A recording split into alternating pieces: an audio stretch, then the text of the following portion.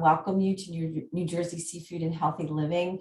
Before we get started, I did want to thank the Ocean City Library and Julie Howard for always hosting my presentations and being such a wonderful, welcoming hosts. And, it's great to work with them as always. I've been doing it for a few years now.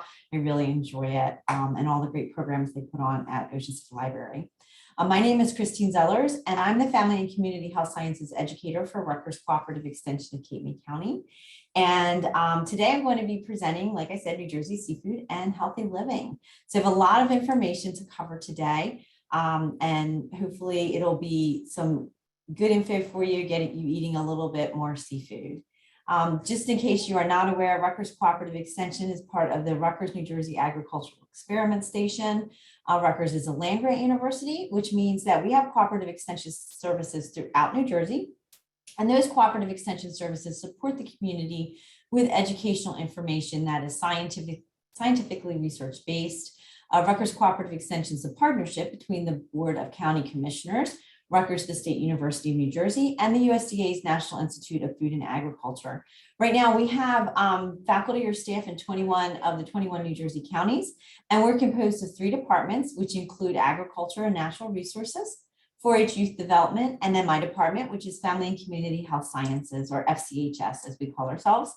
FCHS provides outreach in New Jersey and beyond on topics related to nutrition, chronic disease prevention, food safety, and overall wellness.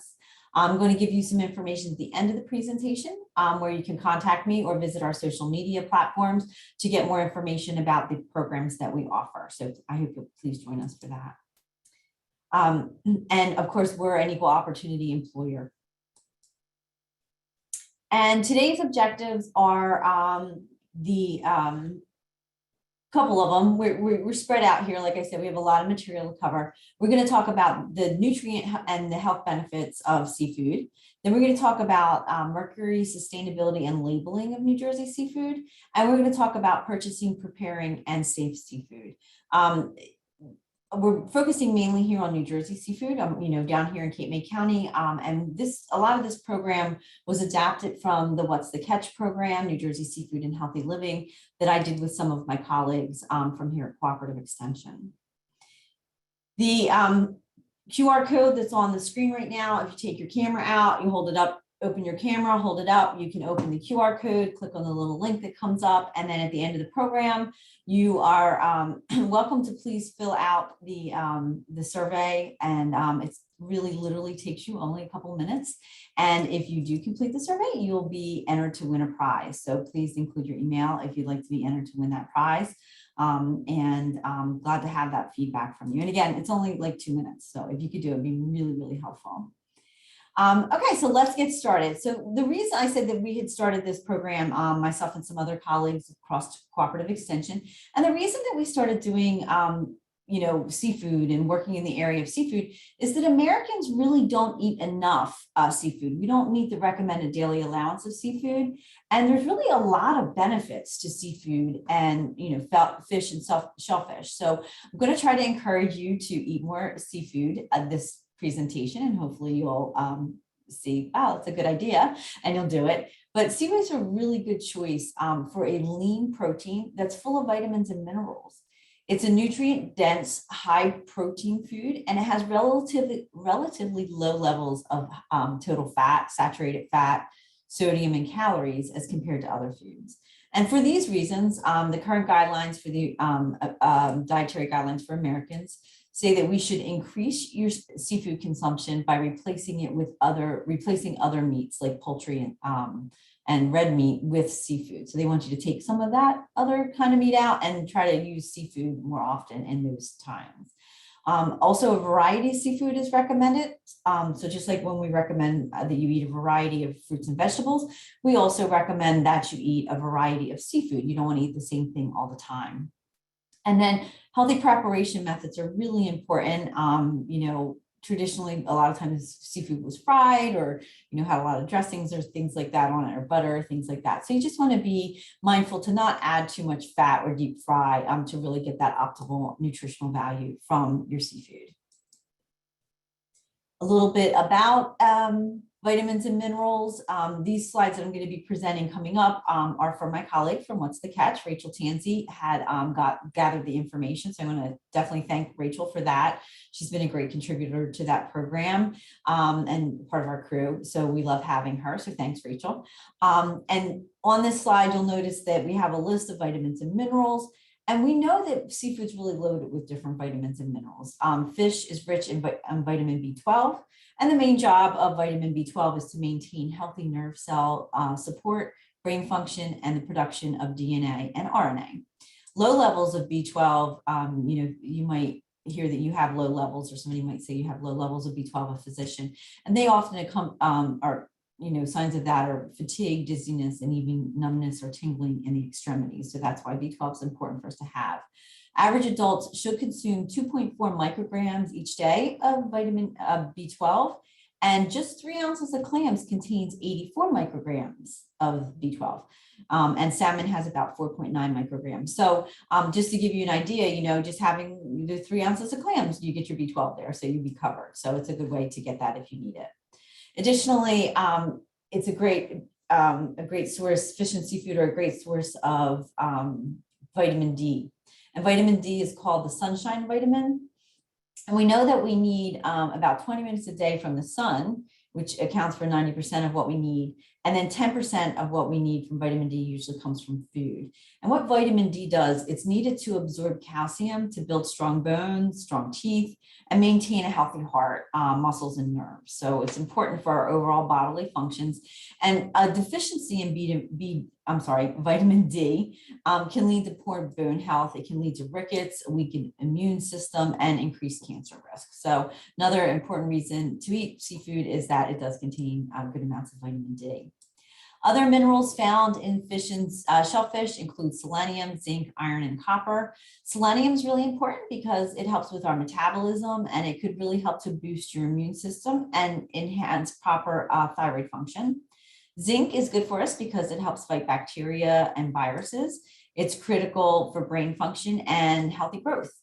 And then iron is good for us because it works it's found throughout the body, and it's essential for hemoglobin production, so it helps with our blood. And then copper helps us to support our organs and systems like our immune nervous systems, and it may help protect against diabetes and heart disease.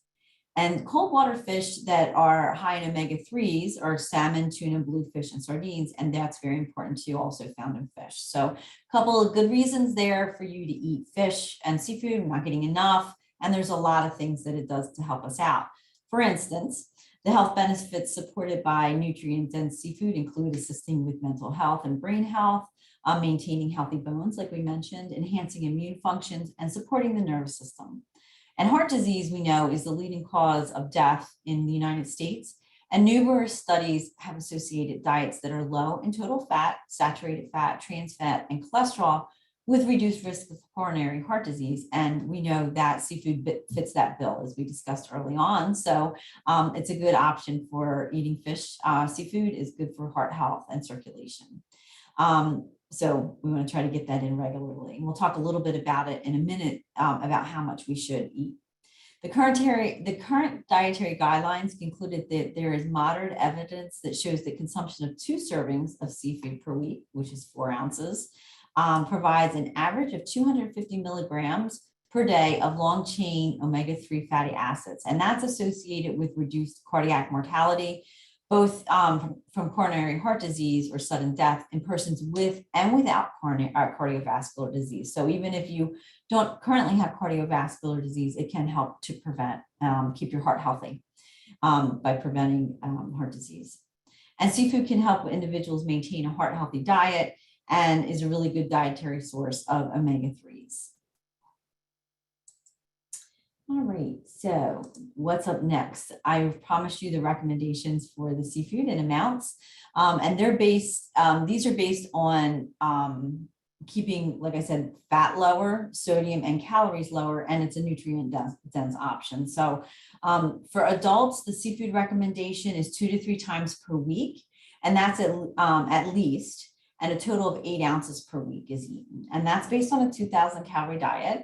And that's 2 4-ounce servings during the week. One 4-ounce serving is the size of about the palm of your hand. So if you're, out at a restaurant, you want to say, am I having my serving? It's going to be about the size of your palm of your hand, or even at home. And then for children under 2 years old, we're going to talk about this next for the different subgroups. But for children under 2, you want to consult your child's doctor or the Academy of Pediatrics for recommendations for their specific needs. And the general recommendations for children over 2 years old is 1 ounce twice a week. And as the child ages, you want to slowly increase that amount. And there's really no recommendation given for what that increase should be. But by the time they're 11, you want to have them eating as much as an adult. So that 4 ounces 2 to 3 times a week. So that should give you an idea for those recommendations. This is an example I said in the beginning, we're going to be talking about and see a little bit more towards the end of the presentation. But these are some great examples of seafood landed right here in New Jersey. And they include sea scallops, black bass, tuna, clams, oysters, blue crabs, lobster, summer flounder, bluefish, and monk. So they're just a couple examples. I wanted to get you thinking about them early on. And like I said, towards the end of the presentation, we will talk about how to prepare some of these New Jersey seafoods. And then we'll also give you a link on how to go and watch recipe videos. So I know when we got together to do What's the Catch, we looked at several things that we ourselves were, concerned with eating seafood, like how much, the costs, which we got feedback from people as we've done these presentations that it's a little too expensive. So we're trying to address all those things in this presentation. And that's why we're going to look a little bit at mercury in seafood, which is the next information that's up. These slides, the following slides were written by Dr. Lauren Erickson, who is another great member of our crew. And Lauren covers the mercury in seafood for us. She talks about the labeling as well as the sustainability, excuse me, because we get a lot of questions about, is seafood safe? Is it sustainability? There's been some information put out there that is not on target. And as I said in the beginning, we do base all of our information. It's scientifically based. So we have the wherewithal to back it up based on the science. So I'm hoping that I can cover any questions that you might have, but I will send an email out post program so that if you do have any questions, you can email me back and let me know about that. Okay. But again, thank you to Dr. Lauren Erickson for these slide contributions because they're magnificent slides. Okay, so let's talk a little bit about mercury. So mercury, like I said, it's always a hot topic when we're discussing seafood. And today I'm really hoping to provide some information regarding the perceptions and potentially the misperceptions about mercury in seafood. In doing this, I hope you gain a better understanding that seafood overall has a really good nutritional value and contribute to a balanced diet. And that's why the dietary guidelines exist for consumption of seafood. From a nutritional perspective, we need this guidance, but it's really safe to consume seafood. But there's selected populations, as we're going to discuss here, that are in subgroups. So the special subgroups that we're talking about are, with respect to mercury, are women who are pregnant, who might become pregnant. And again, the pregnancy age is 16 to 49, and that's a broad age group. Biologically speaking, it can vary, but so if you're thinking about becoming pregnant, you want to consider these guidelines. But if you're past it in that age group and you're maybe not in childbearing years anymore, then you can not worry so much about it. But it's just given for that population, and I'll explain why in a minute. The reason we're talking about these particular groups in relation to mercury is because that exposure in utero during pregnancy is associated with a chance of imperative neurological development. So like I said, so we're looking at people that are pregnant, who might become pregnant. So that age group that might become pregnant, we don't want high levels of mercury for them consuming. Also women that are breastfeeding, because again, you're contributing to the nutrition of somebody who is still having neurological development go on, and we don't want to impair that in any way. And then finally, the last subgroup is young children. So those young children, again, their brains are still developing. And so we want to make sure that, we're not giving them too much mercury. And we're going to talk about, as we go through, like, it's still okay to eat certain fishes and seafood, but we want to make sure that, we're looking at that list. So we'll talk about that in a minute.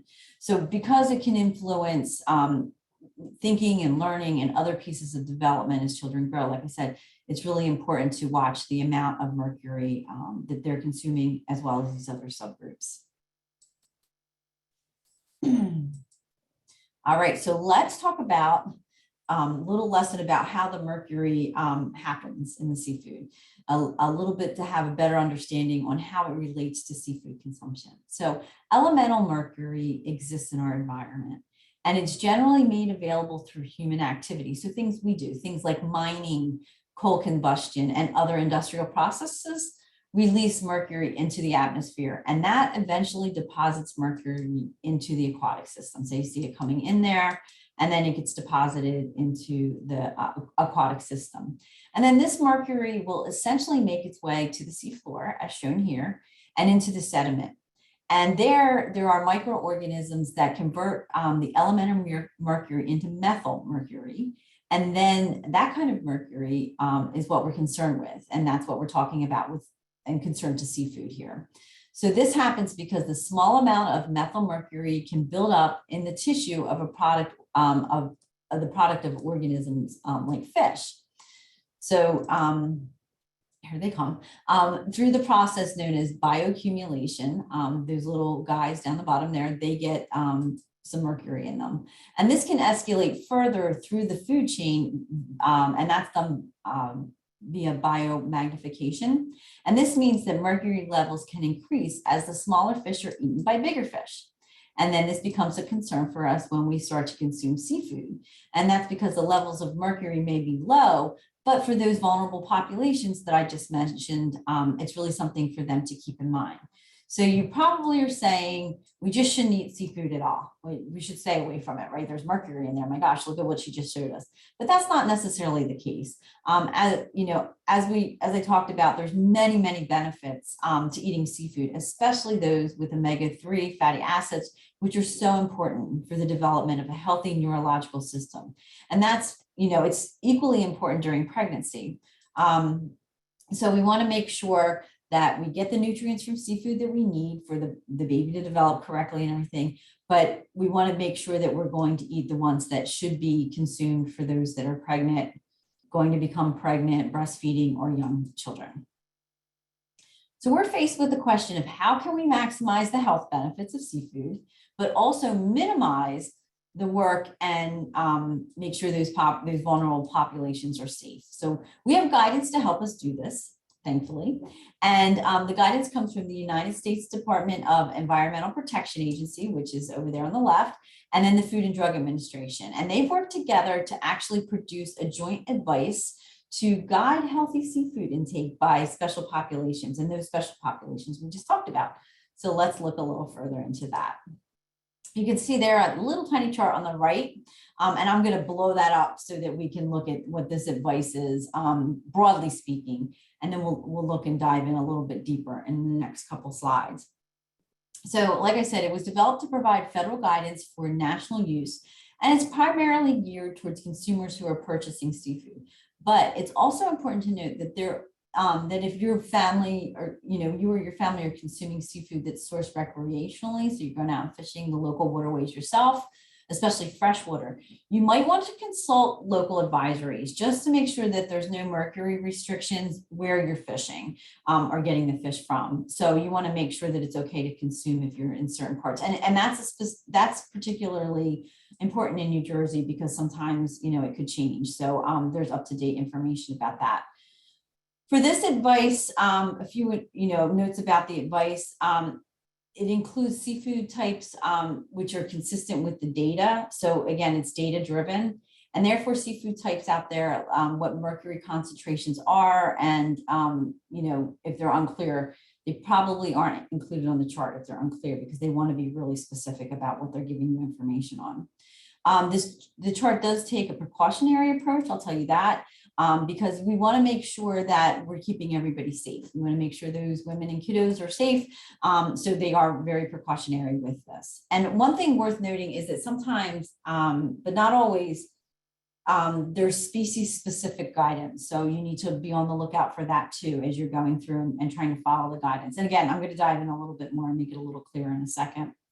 So you want to look at seafood type and find it on the chart and eat that type, and consult local advisories if it's something particular from your waterways. And you also want to know the exact type of species of fish if you don't see it here on the chart. I'll also mention that, of course, women should consult their physician, as we always say when we're teaching lessons. So you want to make sure to check with the doc, about the species that you're eating and things like that. But you also want to check with the pediatrician. So down the bottom there, make sure you consult with everybody to make sure that you're getting what you want and eating it safely. So what's the advice? What this advice from this chart actually suggests is that, I'm going to go back to the chart in a second. It's broken down into 3 choices. So we have the best choices, the good choices, and then those choices that we want to avoid. And again, this is based on the potential mercury content, and that the mercury content is dependent on things like age, the size, and even the location of where the fish was harvested. So they're taking these things into consideration. As a review, remember we said the palm of our hand, the 8 to 12 ounces for adults, and then reduce the age appropriately for the children. The advice here is seeking to answer 2 questions. The first question is being which fish is which. So what are we going to look at? And which fish fall into the best, the good, and the choices to avoid category. And this information, like the dietary guidelines, addresses this question of how much and how often. So for women, again, the advice is given there on the right, and I'll follow up with some email information, like I said. And then again, for the children is there. So let's dive in and take a little closer look at these choices. And we'll start here with choices to avoid. So the choices to avoid if you're pregnant, breastfeeding, planning on becoming pregnant, or for your young child are here on the list. And we're going to work our way backwards to the best choices. So it's important to highlight here that there are some species on the choices to avoid list that are landed here in New Jersey. And these are great choices for other people, those who are not in this subgroup that we're talking about right now, in that vulnerable group that needs to try eating this in moderation. So choices like shark or swordfish and big-eyed tuna are available from New Jersey, and they can help to meet the dietary recommendations for seafood intake. And then next we have the good choices. So you can see here, the first thing you might notice is that the good choices list is a little bit longer. So we're getting into better waters with the good choices for those populations that might be concerned with mercury content. And the other good news here is that the number of seafood types that are included are sourced from New Jersey. So we increase the amount of seafood we can eat in numbers, as well as that's locally farmed here in New Jersey or caught here in New Jersey. Also, the recommendation in terms of frequency for good choices for women and others in the target group per week, 4 ounces, and to avoid other seafood for the course of that week. So if you're going to eat 1 serving about 4 ounces, you eat it from this group, and then you might want to avoid those other seafoods during the course of the week if you've eaten these good choice ones in that group.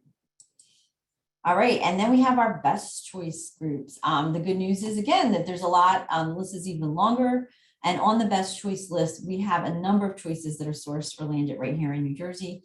And most of the things on the best choice list, actually, we can find locally. So that's all good stuff. The best choices are recommended to be in 2 to 3 times per week, or 2 to 3 4-ounce servings in that list. So hopefully if you have someone, if you yourself or someone you love are in these subgroups, then you'll be able to share that information with them. And these are Lauren's resources from that information. Another topic that Lauren covers for us is sustainability. And that's really been an interest to people too of late. And this information that we're showing you now is from the National Oceanic and Atmospheric Administration, or NOAA. And that's from their website. And it gives a definition of fisheries and aquaculture on here. The information being presented here, like I said, is from NOAA's definition of fisheries, and provides us with information about the differences between how we might apply sustainability for U.S. fisheries, which refers to wild caught seafood, and aquaculture, which refers to farm fished, farming fish or seafood. The good news is both in the US are sustainable, and sustainability with respect to fisheries refers to fishing practices that prevent overfishing, meaning that we are maintaining the population health of fish stocks from which we're harvesting, and minimizes bycatch or unintended capture of different types of fish. And it also protects non-targeted species, along with identifying and conserving essential fish habitat and maintaining the ecosystem from which we're harvesting and fishing. It also considers the social implications for fishing communities. So similarly, aquaculture practices take the perspective of rebuilding protected species and habitats, and they think about preserving the wild stock of seafood choices by adding to our overall seafood supply by producing farmed fish. Aquaculture systems are similarly focused on enhancing coastal resilience and coastal ecosystems. So the aquaculture is really looking out to try to make sure that we are preserving our coastal reserves and our coastal ecosystems. And additionally, adding fish to our seafood choices by way of farming, we're improving our overall nutritional intake and our food security or nutritional security here in the United States by offering farm raised fish. Finally, aquaculture also has a sustainability component by creating employment and business opportunities in coastal communities like those of us here in Cape May County. And I'd like to share this quote from you from NOAA website, which says that sustainable seafood is a continuous journey. And this statement really supports a couple of things in relation to sustainability and seafood.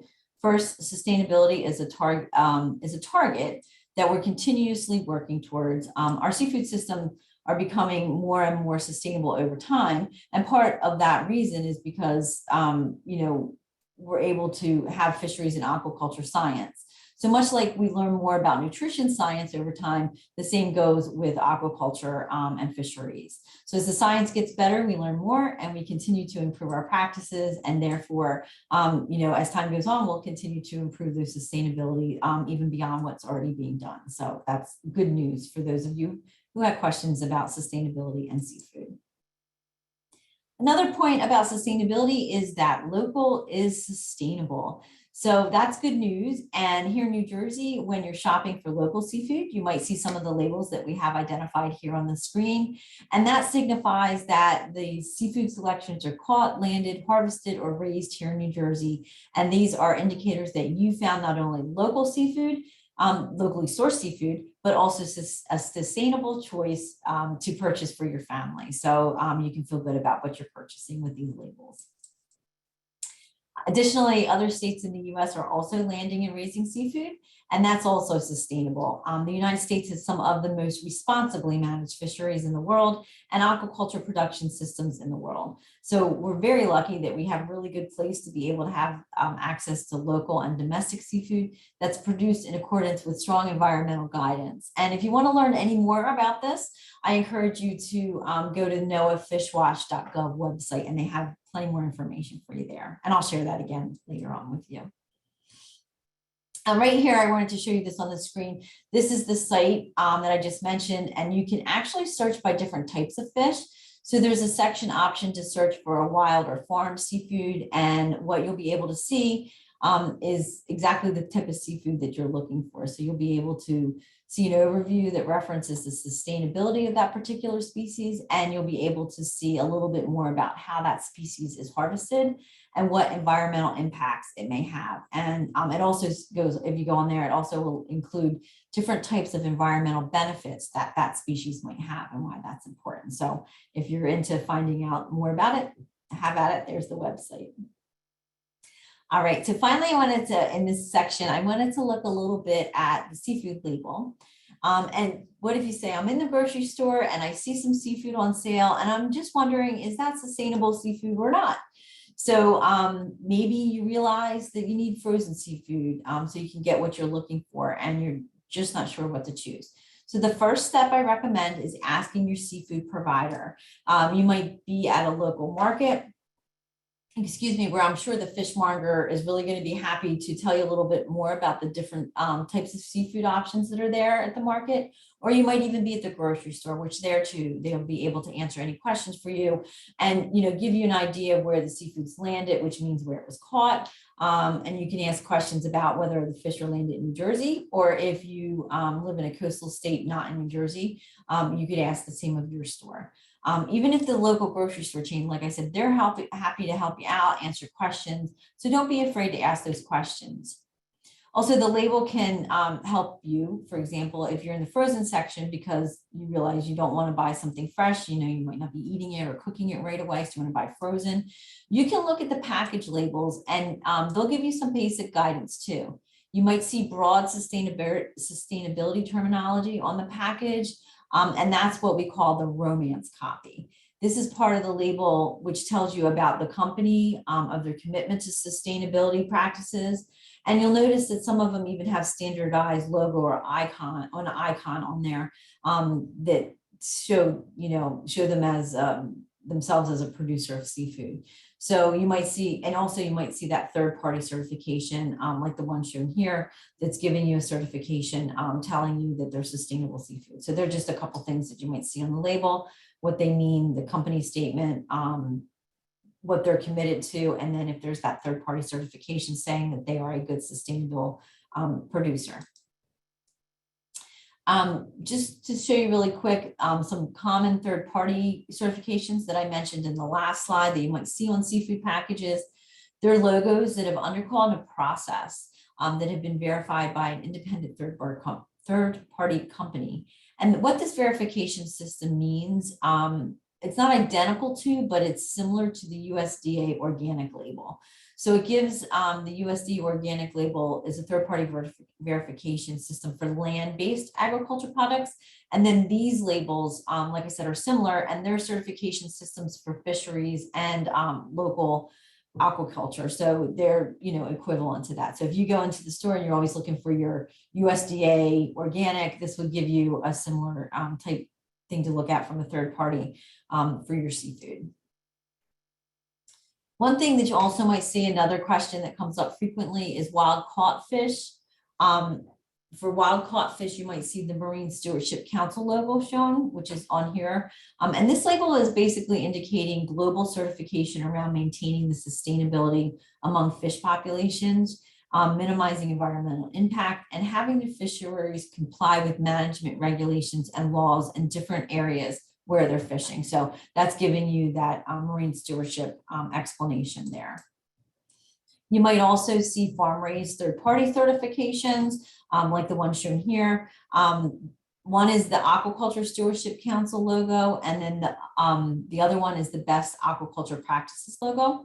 And these address different aspects of aquaculture production, from animal welfare, water quality, and nutrient and disease management, as well as sourcing of the feed that's used in the aquaculture system, and also the social aspects, such as how much they pay and treat their workers, how they treat their workers, and who's involved in the aquaculture sector. And importantly, maintaining positive community relationships. So making sure that aquaculture production is taking place in, you know, a fair way and a environmentally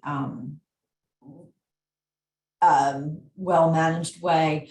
So these are looking at those things, if that's something of interest to you when you're buying your seafood.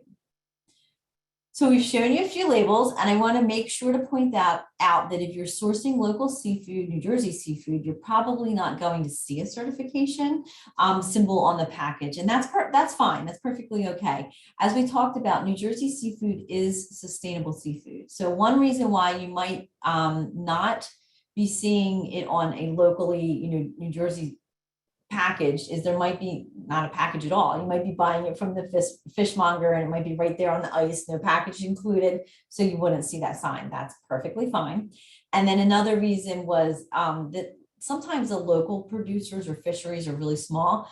So it may not be, they might not be certified just because it's cost prohibitive to get those certifications. So it's not to say that they're not locally sourced, that they just might not have that certification. So one of the best things you can do, as I talked about before, is to talk to the person that you're getting the fish from to find out where it came from, to see if it is from New Jersey, and where it was landed. There's a website down there at the bottom of the slide. And for the New Jersey Seafood Availability website, you can go there and it's a great start to finding more information about some of the things we talked about today. And like I said, I'll send out the follow-up, which will have this link in it so that you can check that out. All right, now we're going to move on to, I told you had a lot of stuff to cover today, right? Now we're going to move on to selecting, purchasing, safe handling, and how to save when you're buying seafood. So now you know that seafood's good for us. It's good for our body. It has a lot of, it's nutrient dense. It's good for us to eat more of. And there's special populations around mercury, so it's safe to eat, how to eat it safely. And we know that it's sustainable, and that it's a good source of food for our populations. So we're going to talk more now that we talked you into hopefully doing it, about how to get it and where to get it and things like that, and how to save while you do it. First, let's start with talking about buying seafood. Purchasing seafood that's fresh and well kept by the fishmonger or grocer is really important to keep your family healthy. And you want to get the freshest taste from your seafood and, get your money's worth. So let's talk a little bit about how you can do that. When you purchase fish, it should be displayed on a thick bed of ice so that it stays cold.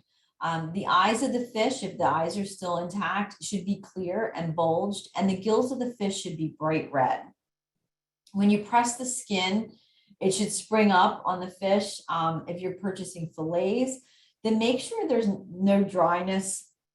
They should seem a little moist. You don't want them to be dry or dark green around the edges to make sure they're fresh.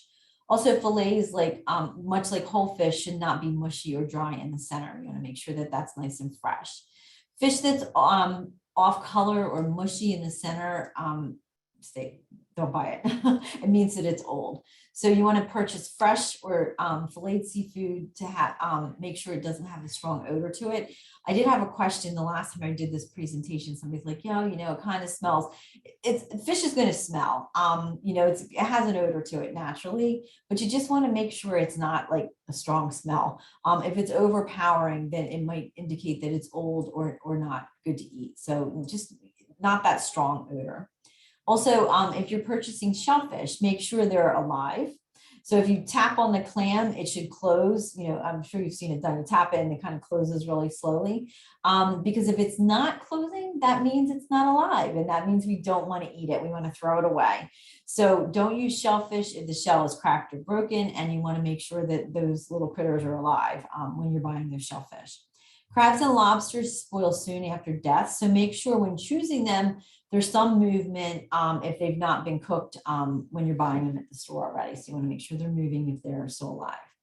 And when purchasing frozen seafood, make sure that the packaging isn't damaged in any way. You don't want it to be torn or opened or crushed. And check for frost or ice crystals, as this can mean that the fish is old or it's been thawed, like in transportation, and then refrozen. And we don't want that either.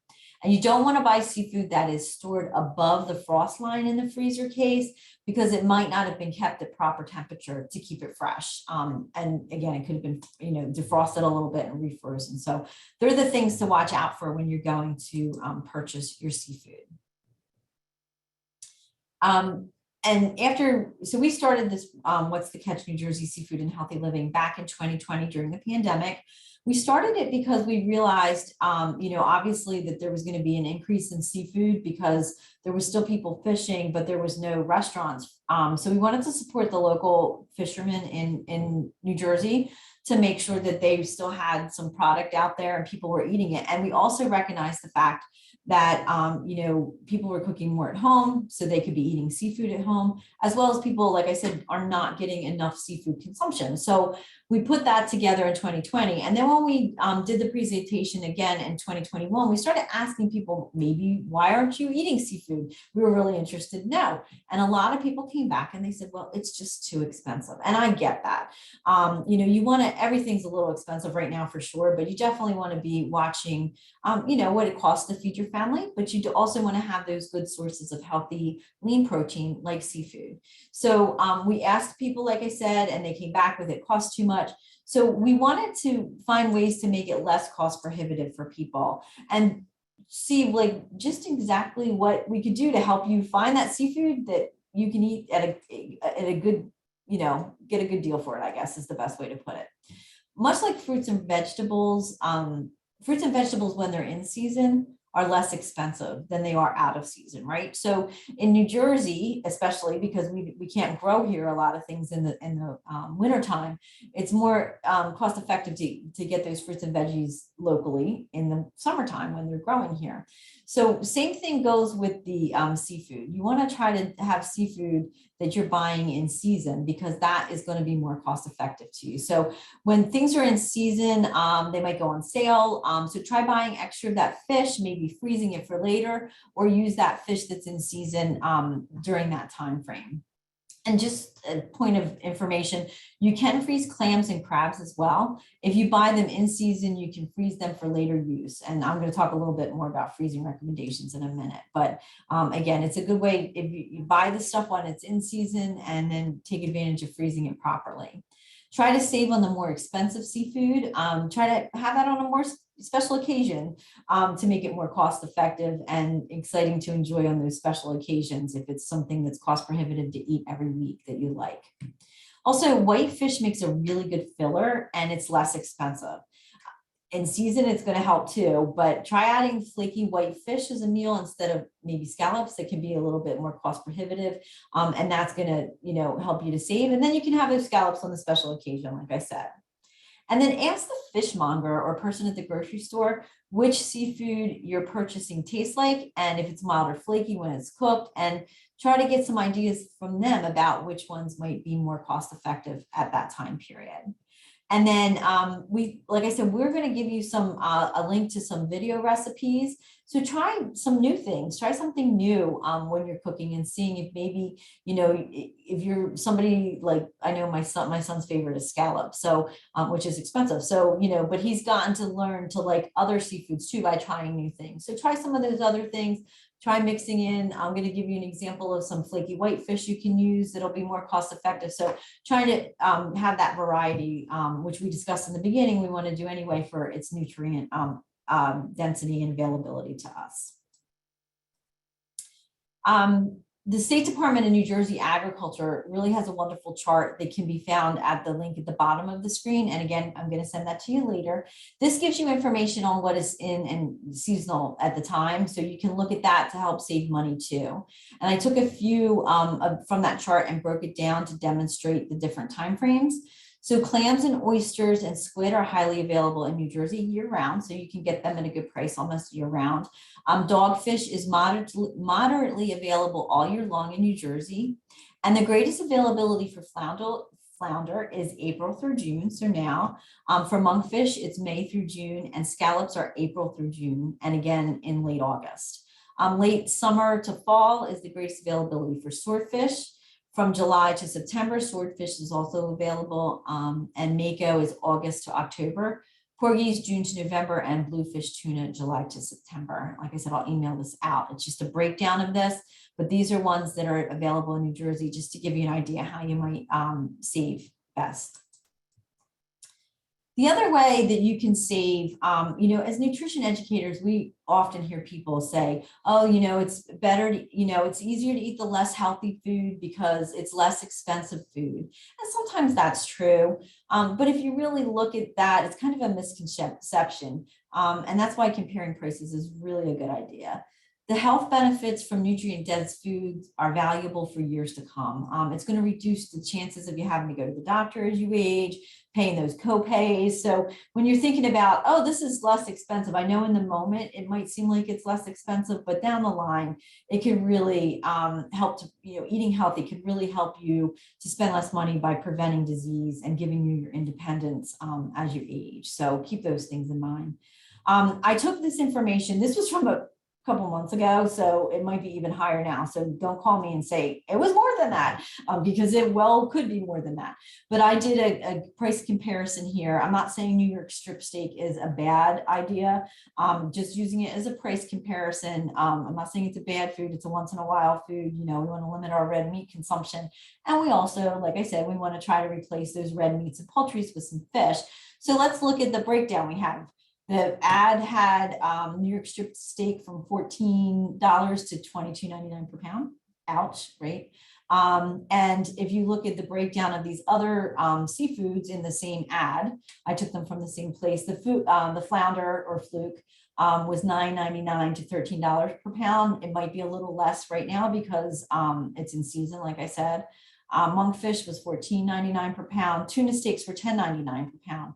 I always like to compare the tuna steaks with, red meat steaks because they are comparable in my mind. I like them a lot. And then swordfish is $17.99 per pound. So you can see that the fish is coming in a close second to that red meat. So I know obviously there's going to be other forms of protein that are less than this, but I was just giving you a comparison because it is worth comparing in that ad we get every week from the grocery store. All right, so now we're going to talk a little bit about cooking seafood and storing the seafood. Now that we've discussed the best way to get it cheaper and fresher at the store. So if you're freezing your seafood, you want to wrap it tight and then freeze it. Like I said, it's better value if we get it in season. To thaw frozen seafood, you can put it in the refrigerator overnight on a plate. Make sure to put it on a lower shelf so it doesn't drip and get on everything. Make sure that it's in a container that's not going to drip. If you do it that way, you don't want to cross-contaminate food that you don't cook. You can also place it under cold water to defrost it. And you can also put it in the microwave on the defrost setting. But if you do that, you want to make sure that you do it only until the fish is just slightly icy and pliable to defrost it. You don't want to cook it in the microwave that way. Might get a little tough. You also want to make sure that the interior temperature of the seafood comes to 145 degrees, and you can use a meat thermometer to do this. The flesh on fish should be opaque and separate easily. And when you cook scallops, they too should be firm and opaque.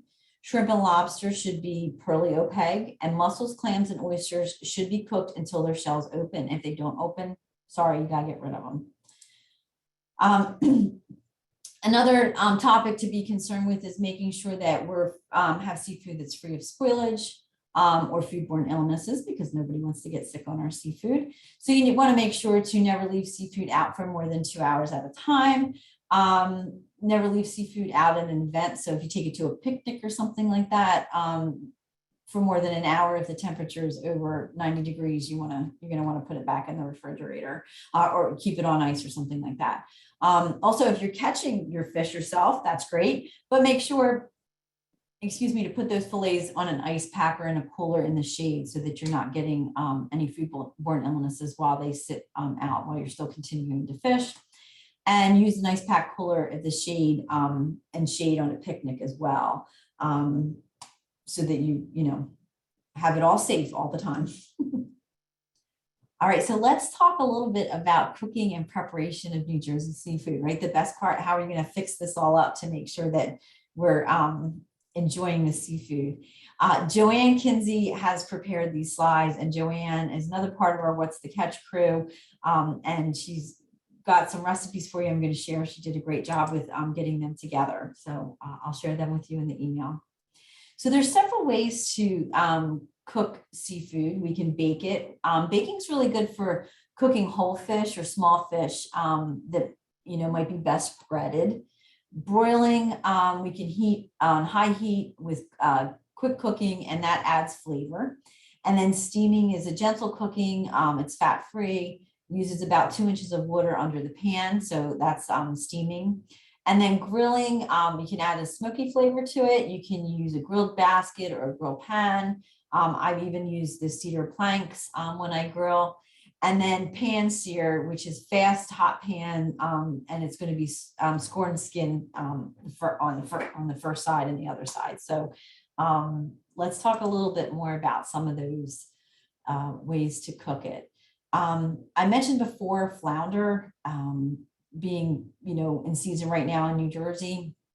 So the flounder makes a really great addition to the dinner plate for many reasons. They're abundant in New Jersey and in fresh fish markets here in New Jersey. They're a lean source of protein. They're really easy to prepare, and there's a lot of different ways to prepare them. And they cook pretty quickly, so that helps with getting dinner ready after work or something like that. And then they work well in a variety of recipes. So flounder is a good choice here in New Jersey. Like I said, there's a list of a whole bunch of them. Obviously, I could spend probably an hour just talking about the different types of seafood that you can land in New Jersey and how to prepare it. But I'll give you the link to see what we have going and get your creative juices flowing on how to cook some of the seafood. Here's a recipe that Joanne did. Makes if you haven't had lunch like me yet, you're probably thinking, it's time to have some flounder for lunch. Looks great. This is her Mediterranean flounder. So what she did was she used jasmine rice and cooked it according to the direction. And she used vegetable stock instead of water to give it a little flavor. You can use the low sodium vegetable stock if you like, if sodium's a concern for you. She used a can of tomatoes, 2 to 3 cups of spinach, and then 1 onion slice and 6 cloves of garlic, a half a cup of olives, and 1 to 1.5 pounds of fresh flounder. And then she added seasoning to taste. So she brought this recipe. You can see the video on our website. It's great. She has it. She's doing it in like a little skillet type thing that she made. And as you can see here, it looks just so tasty. So nice, light, white, flaky fish with lots of vegetables there to round off the meal. Another great choice, New Jersey scallops, which are abundant here in the New Jersey waters and fish markets as well. They're a lean source of protein. They're easy to prepare and they cook quickly too. And they work well in so many recipes. So both flounder and scallops are a great option. This is another recipe that Joanne did. Again, looks yummy. New Jersey broiled scallops with farro salad. The farro is cooked according to the directions. And then she used grape tomatoes, celery, onion, crushed red pepper, a half a cup of cucumber, fresh chives or parsleys, and a pound of, she has a pound of flounder there, but it should be a pound of scallops there. We'll have to change that one. Yeah, so she used a pound of scallops, and then she drizzled olive oil and seasoning to taste. So looks yummy. I love the idea of trying it with farro. It gives a little different, taste. And you can see this recipe she has here. It looks something that you would get at the out to eat somewhere nice. This is my recipe. This is New Jersey sesame crusted tuna steaks. Like I said, I love to substitute tuna out for that red meat during the week. And you want to choose fresh tuna steaks. Press the seasoning. I just took you can see there I have some garlic powder, salt and pepper. I pressed it into both sides of the steak. I used avocado oil in a pan because it can get a little bit warmer. Turned on the heat to high and seared it both sides. And cooked it through to that 145-degree marker. It was great. Love some tuna steaks. And this is another picture of that tuna steak being cooked up there. So to prepare seafood properly, it's really important to not overcook it. If you get it overcooked, it's not going to be as enjoyable. Fin fish should be cooked to an internal temperature of 145 degrees. As we said, whole fish, steak or fillet, it's about 10 minutes for every inch of thickness of that fillet or whole fish. And then test for doneness by separating the cooked fish to see if it's flaky. And then shrimp, lobster, and scallops, as I mentioned earlier, we're going to make sure that they're opaque in color and their flesh is firm. And clams and oysters, we're going to make sure, and mussels, we're going to make sure that they open up so that they're not spoiled in any way. All right, I'm going to have you pull up again, if you would, your phones, if you haven't already pulled it up, and please take the survey at this time. It would be greatly appreciated. You can just scan the QR code there with your phone camera, and that'll take you to it. And I will also send out the link after. Julie, if you want to open the last poll up here, that would be great. And Julie's going to open a poll for us just to see what information you've learned today and see how we're doing. All right, and this is the website for the videos. Like I said, I'll send these out again if you want to grab a picture. I'm trying to see if I can't copy them to put in there. I should have given you to them, Julie, those links, but I'll email them out to everybody so you can look for them.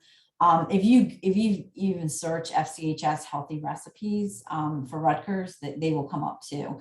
But Joanne and I, fun pandemic thing to do, make recipes videos. So we did that during those times, and there's quite a few recipes on there. I think there's some for some clams and spaghetti. There's some for clams casino. So there's a couple different ones, but I knew we'd be close to time today, so I didn't want to go through every individual recipe with you. And then these, of course, are some more references that we used.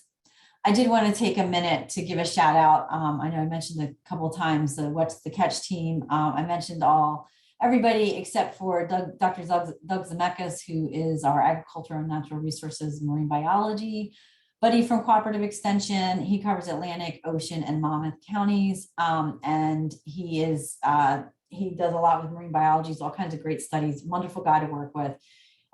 Fellow team member for What's the Catch. And then Lisa Calvo, who is with the Haskins Shellfish Lab, was another great part of our team. So like I said, we've done extensive work together on these topics. It's been a real pleasure to work with this crew, but we have a lot of information and we're always glad to share and learn more about seafood. We all have a passion for this project. And then lastly, here is my contact information. Like I said, I'm glad to hear from you. You can email me. If you do have any questions, I'll take a look in the chat before I get off to try to answer those.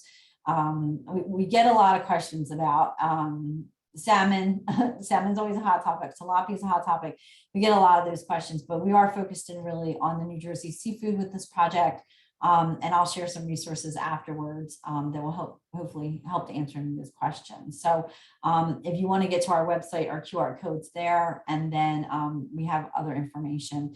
We always have great information on our websites and our Facebook pages that are helpful to find upcoming programs and other things we do. It's not just seafood. So you're welcome to check those out. And that's all I have for you.